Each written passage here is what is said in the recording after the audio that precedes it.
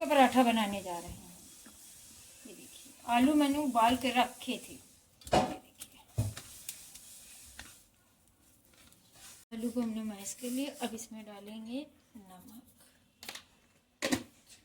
लहसुन मिर्ची की चटनी, धनिया।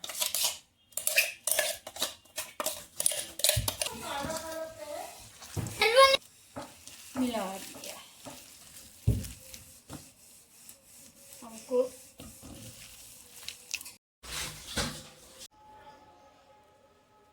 ये देखिए, अब इसके ये आलू का पराठा है।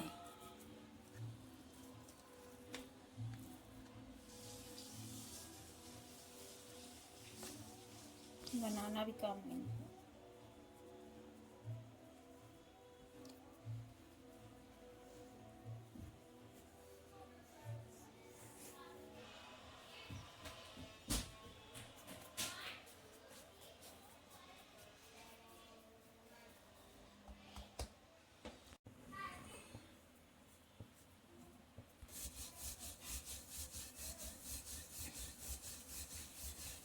अब इसको हल्के हाथों से बेल लें। ये देखिए,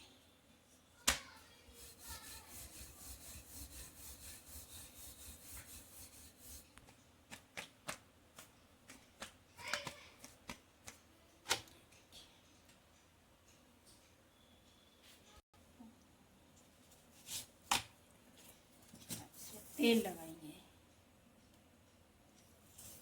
ये तेल लगाना, तेल डालेंगे। ये देखिए,